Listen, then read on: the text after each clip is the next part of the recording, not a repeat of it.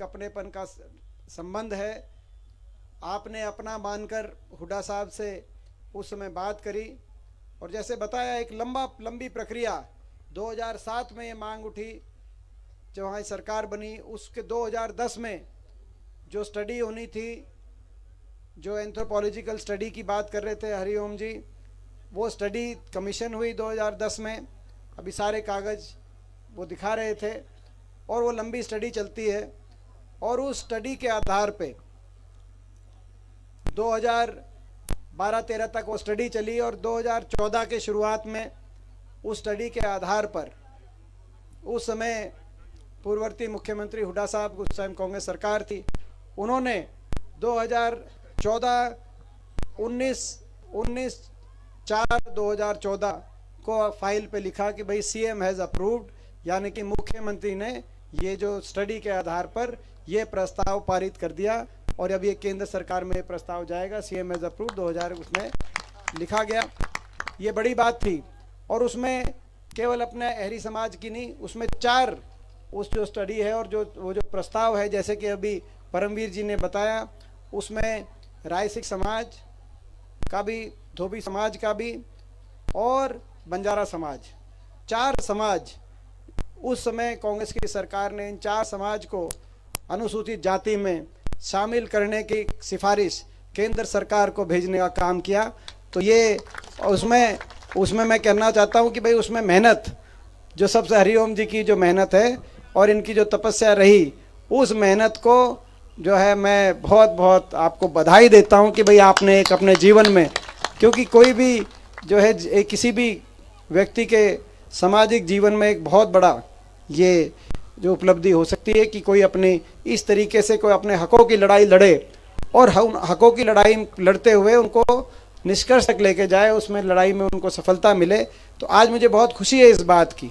और क्योंकि ये जो ऐसे समय में आपका समाज अपने अधिकारों की लड़ाई लड़ रहा था, जब हमारी सरकार थी, हुड्डा साहब के हाथ में कलम थी और उनके कलम से ये फैसला हुआ, उन्होंने कलम से लिखा कि सीएम हैज़ अप्रूव्ड, तो वो जो आपका और हमारा जो आपस का जो संबंध है वो उस कलम में जब उनके दस्तखत हुए, उससे जो है आजीवन का वो संबंध हो गया कि भाई जो है हुड्डा साहब ने आपको अपना माना और आपने हमें अपना माना। और भाई जब तक मेरे को कोई अवसर मिलता है तब तक आपको मैं अपना समाज मानकर, आपने को आपके समाज का एक सिपाही और एक बच्चा मान के मैं हमेशा आपके लिए हमेशा सबसे तत्पर मैं रहूँगा। जहाँ तक आज की सरकार की बात है, मैं कोई लंबी बात नहीं कहना चाहता, मगर आपने 9 साल बीजेपी की सरकार को भी देखा। 9 साल के बाद आज हरियाणा क्या परिस्थिति है मुझे आपको बताने की ज़रूरत नहीं है। आज वैसे तो हर वर्ग परेशान है, लेकिन गरीब, किसान सबसे ज़्यादा आज परेशानी की ज़िंदगी अगर जी रहा है तो ये जो बीजेपी की 9 साल की सरकार है। 2014 से पहले आपको याद होगा, जो हरियाणा उस समय देश में विकास दर में देश में नंबर 1 पे था, प्रति व्यक्ति आय में हम नंबर 1 थे, खिलाड़ियों के सम्मान में नंबर 1 थे, गरीब की कल्याणकारी योजनाओं में देश में हरियाणा नंबर 1 पे था। चाहे 100-100 गज के प्लॉट की योजना हो, 4 लाख परिवारों को 100 गज के प्लॉट मिले उस समय हमारी सरकार के समय, चाहे वो प्रियदर्शनी आवास योजना हो, लगभग 3.5 लाख परिवारों को मकान मिले उस समय। देश में गरीब की कल्याणकारी योजनाओं में हरियाणा नंबर 1 पे आता था। किसान की हितकारी योजनाओं में 10 साल तक हमारी सरकार चली, पूरे प्रदेश में कहीं एक भी किसान आंदोलन या किसी किसान को धरने में बैठने की आवश्यकता नहीं हुई। किसान की सुनवाई थी, गरीब आदमी की सुनवाई थी। देश में आपस में भाईचारे का प्रतीक था और खुशहाली की तरफ हरियाणा आगे जा रहा था। फिर बीजेपी की सरकार आई। आज इन 9 साल में बीजेपी की सरकार ने उसी प्रदेश को देश में विकास की पटरी से तो उतार दिया, लेकिन नंबर 1 पे पहुंचा दिया। तो बेरोजगारी में आज देश में नंबर 1 अगर कोई है तो हरियाणा प्रदेश को नंबर 1 में बेरोजगारी में इन्होंने पहुंचा दिया। हर घर में एक बेरोजगार, हर घर में एक बेरोजगार, बेरोजगारों की फौज खड़ी कर दी खट्टर सरकार में। आज बेरोजगारी इस कदर, देश में सबसे ज़्यादा बेरोजगारी, और इस कदर कि कोई हमारा नौजवान नशे की तरफ, बेरोजगारी की वजह से कोई अपराध की तरफ, और कोई अपना घर बार संपत्ति बेच के विदेशों में जाने की तरफ, पलायन की तरफ आज ऐसी स्थिति हरियाणा के अंदर आ गई, 40%, 30 से 40% तक हरियाणा के अंदर बेरोजगारी। ये सरकार की देन 9 साल के बाद हर घर में बेरोजगारी और हर घर का बजट महंगाई से बिगाड़ने का काम। देश में सबसे ज़्यादा वैट यानी कि टैक्स, वैल्यू एडिड टैक्स जो लगता है कि जो प्रदेश सरकार लगाती है, सबसे ज़्यादा वैट आज हरियाणा के अंदर। अभी 400 रुपये में सिलेंडर हुआ करता था कभी गैस का सिलेंडर, जब हमारी सरकार थी 2014 में, बीजेपी का नारा था बहुत हुई महंगाई की मार, अब की बार बीजेपी सरकार। अब 9 साल के बाद वो सिलेंडर जो 400 पे था वो 400 से कम हुआ है या लगभग 400 से 3 गुना चढ़ गया है। वो आपका दिल जानता है, हमारा दिल जानता है। टीवी तो बता रहा है कि सिलेंडर सस्ता हो गया, क्योंकि टीवी दिखाता है कि महंगाई कम होगी। आंटी जी बता रही हैं कि 1200, 1100, 1200 हो गया है। अच्छा जी, हाँ, तो ठीक बात। ये मैं आज हर घर में बेरोजगारी, हर घर में महंगाई, भ्रष्टाचार की भेंट चढ़ गया। सरकार जेजेपी बीजेपी ने मिलकर लूट ऐसी मचाई। और आज हरियाणा प्रदेश में हर वर्ग का अपमान। ऐसी सरकार नहीं आई जिसमें हर वर्ग का काम नहीं भी करते तो भी काम चला लेते, लेकिन ये सरकार तो हर वर्ग का अपमान। 750 किसानों की जान चली किसान आंदोलन में, किसान का अपमान करने में तिरस्कार, किसान को उपद्रवी, आतंकवादी, देशद्रोही बताने का काम किया, जिससे किसान अपनी जायज हकों की लड़ाई लड़ रहे थे। गरीब सफाई कर्मचारी और मनरेगा मजदूर, गांव के चौकीदार अपना मानदेय बढ़ाने गए करनाल में, उनको वे लाठीचार्ज हो गया। मनरेगा का बजट कम कर दिया सरकार ने। आंगनवाड़ी आशा वर्कर अपना मानदेय बढ़ाने पंचकुला में गई, उन पे लाठीचार्ज हो गया। कर्मचारी ओल्ड पेंशन स्कीम के लिए पंचकुला में गए, उन पे लाठीचार्ज हो गया। सरपंच सोचते थे कि तुम छोटी सरकार हो, तुम्हारा क्या बिगड़ेगा, ये भी अपने हकों के लिए पंचकुला में गए, इनकी भी अच्छी तसल्ली बिठाने का काम किया।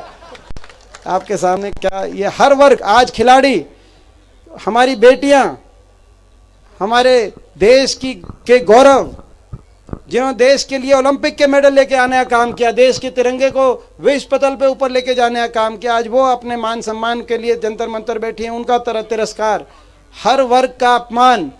ऐसा घमंड आ गया है बीजेपी में, और इतना बड़ा घमंड, इतना बड़ा अहंकार कि आज पूरा प्रदेश, हरियाणा प्रदेश आज बेरोजगारी और महंगाई की चपेट में हो और इस सरकार ने सुध भी ना ली हो।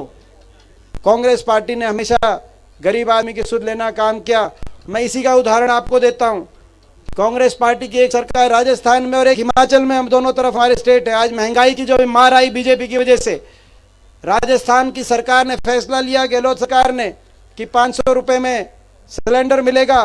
तो हिमाचल प्रदेश की सुखविंदर सिंह सुक्खू की सरकार ने फैसला लिया, कांग्रेस की सरकार ने, कि 300 यूनिट बिजली तक हर घर का फ्री में बिजली आएगी, यानी कि बिजली का बिल नहीं देना पड़ेगा अगर गरीब आदमी हो, क्योंकि 300 यूनिट बिल से कमी का महीने का आता है, तो गरीब को बिजली का, तो वहाँ पे बिजली में राहत दी, तो यहाँ पे सिलेंडर में राहत दी। मगर और बिजली और महंगाई किसकी वजह से? बीजेपी की वजह से। इसीलिए हमने संकल्प किया है, कांग्रेस पार्टी ने हरियाणा में संकल्प किया है, हुड्डा साहब ने संकल्प किया, और हमने एक नारा दिया, हाथ से हाथ जोड़ो।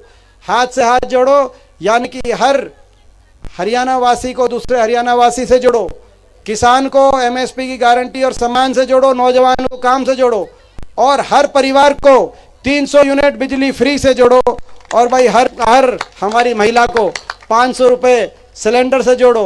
और अभी राजस्थान के हमारे साथी आए हुए थे, वो कह रहे थे कि राजस्थान में 500 रुपये में सिलेंडर देने का काम गहलोत साहब ने किया है, हम उनको बधाई देते हैं। लेकिन हमारा एक और संकल्प है, आप हमारा संकल्प लेके जाना गहलोत साहब के पास। ये भी हमारा संकल्प है हुड्डा साहब का। हरियाणा में अगर कांग्रेस पार्टी को अगर अवसर मिलेगा तो हरियाणा के बड़े बुजुर्गों के साथ जो धोखा हुआ है, 5100 पेंशन की बात पे समझौता हुआ था, सरकार बनी थी लेकिन पेंशन नहीं मिली 5100। मैं पूछना चाहता हूँ 5100 पेंशन आई कि नहीं आई? आई नहीं, कईयों की तो कटी गई, तो अपना बाकी 5100 पेंशन कहाँ नहीं थी? वो तो खट्टर साहब ने क्लियर कर दिया कि बात ही नहीं हुई थी पेंशन पे। तो हरियाणा में हमारा एक और संकल्प है, हाथ से हाथ जोड़ो, हरियाणा के बड़े बुजुर्गों को देश में सबसे ज्यादा 6000 बुढ़ापा पेंशन से जोड़ो, ताकि एक घर में अगर 2 पेंशन आए तो भाई पेंशन से जोड़ो, ताकि एक घर में अगर 2 पेंशन आए तो भाई एक तरीके से एक तनख्वाही आ जाए। और भाई ये आप राजस्थान में हमारी तरफ से ये बात लेके जाना संदेशा, हम 500 रुपये उन्होंने सिलेंडर किया, हम 500 रुपये सिलेंडर करेंगे, लेकिन साथ में हम 6000 देश में बुढ़ापा पेंशन देंगे, और वो अगर वो मुकाबला कर लें तो हम उससे भी ज़्यादा बढ़ा के देंगे, क्योंकि हम तो देश में सबसे ज़्यादा देंगे। ये आज मैं समझता हूँ कि, और भाई एक और हमने किया कि भाई ये गरीब आदमी को 100 गज के प्लॉट का फैसला था हमारा, 4 लाख परिवारों को 100 गज के प्लॉट मिले, एससी वर्ग के हमारे भाई, बैकवर्ड के हमारे भाई, और छत्तीस बिरादरी के बीपीएल परिवार, लेकिन वो स्कीम बंद कर दी खट्टर सरकार ने, बीजेपी ने स्कीम बंद कर दी। ना 100 गज के प्लॉट मिल रहे, ना उन कॉलोनियों पे विकास हो रहा, ना मकान आ रहे। पहले ही प्रियदर्शनी आवास योजना में मकान आते थे, और वो मकान आते थे तो गरीब को सहारा मिलता था। मकान भी नहीं आए 9 साल से सरकार की तरफ से, कोई मकान में कोई सरकार की तरफ से कोई राशि नहीं मिली। तो हमारा एक और संकल्प है, भाई हाथ से हाथ जोड़ो, हर गरीब परिवार को जो वंचित रह गया था, हरियाणा के हर गरीब परिवार को और वंचित परिवार को 100 गज के प्लॉट से जोड़ो। जिनके रह गए थे उनको दिलवाएंगे 100 गज के प्लॉट, और जहां 100 गज के प्लॉट मिल गए थे वहां 2 कमरे का मकान बनवाएंगे सरकार की तरफ से उनको 100 गज के प्लॉट में, और हर गरीब परिवार को 2 कमरे के सरकारी खर्चे के मकान से जोड़ो। ये भी गहलोत साहब के पास ले जाना। अब हम ये चीज कहना चाहते हैं, मुकाबला करें तो आज ये, और भाई आखिरी संकल्प ये भी है कि भाई जो है भाई हाथ से हाथ जोड़ो और बीजेपी का घमंड तोड़ो।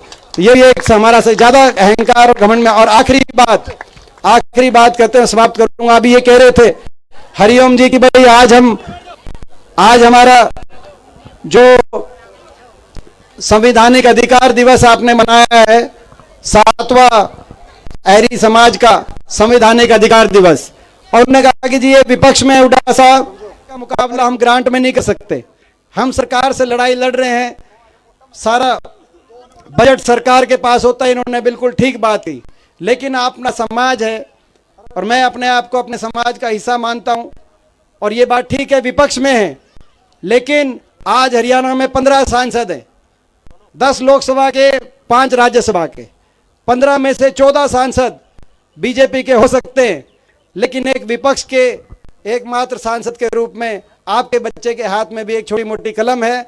तो भाई मैं विपक्ष में जरूर हूं, लेकिन मैं अपने आप को समाज का हिस्सा मानता हूं। सरकार से मुकाबला नहीं कर सकता, लेकिन जैसे फौजी लिखते थे, थोड़े कहे को ज्यादा समझना। आप मेरी थोड़ी सी घोषणा को जितना विपक्ष के हिसाब से आप मानना। मैं भाई जो आपकी जो आप यहाँ पे चौपाल और अपना जो मंदिर जो आप जो है, तो उसमें पाऊ जी का मंदिर और चौपाल की जो आपने, तो भाई उसमें मैं अपनी ओर से 11 लाख की ग्रांट भाई विपक्ष के रूप में भी मैं उसमें देने को मैं जो है अपना। तो इन्हीं शब्दों के साथ बहुत धन्यवाद, बहुत भाई एरी समाज की।